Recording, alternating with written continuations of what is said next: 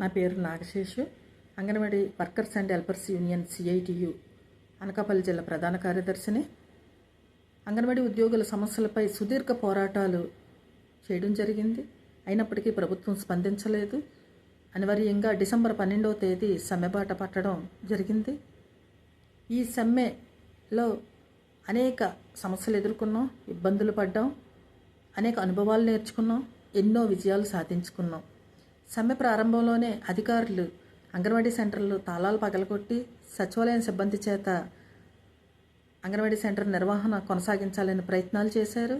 అయినప్పటికీ లబ్ధిదారులు అంగన్వాడీ ఉద్యోగులకి సపోర్టుగా నిలబడి ఏ ఒక్క పిల్లల్ని కూడా అంగన్వాడీ సెంటర్కి పంపించలేదు.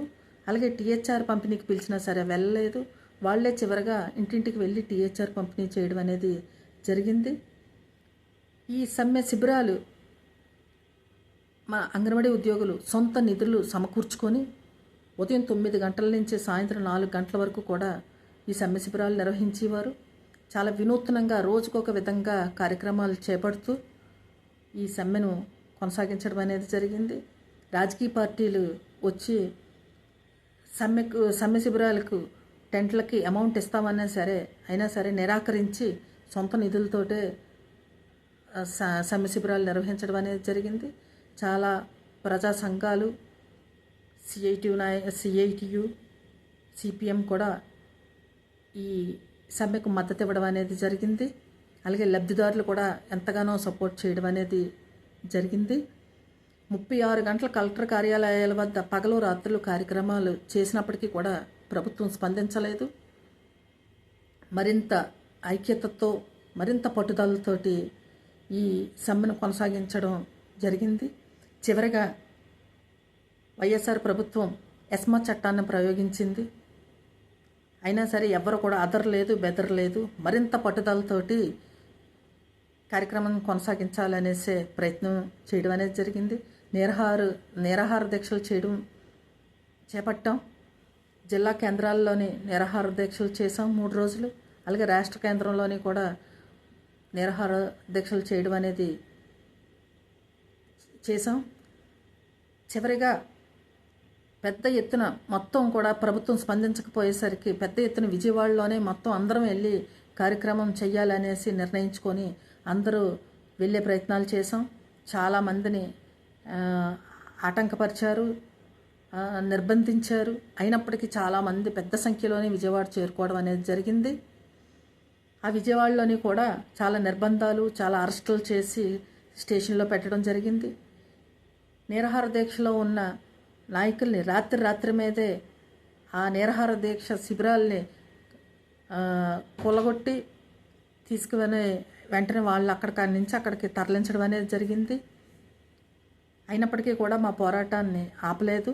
ఎన్ని రోజులైనా సరే స్టేషన్లోనే కూడా కూర్చొని మా సమ్మెను మా పోరాటాన్ని కొనసాగించాలనుకున్నాం. చివరగా CPM నాయకులు కూడా నిరాహార దీక్షలో కూర్చోవడం అనేది జరిగింది. ఈ 42 రోజుల సమ్మెలోని 3 సార్లు చర్చలు పిలిచారు. 3 సార్లు కూడా చర్చలు అంగన్వాడీ సమస్యలు పరిష్కరించే విధంగా లేవు. చివరిగా ఈ నిరాహార దీక్షలు కూర్చున్న తర్వాత మేమందరం పెద్ద ఎత్తున విజయవాడ చేరుకున్న తర్వాత చివరిగా చర్చలు పిలవడం అనేది జరిగింది.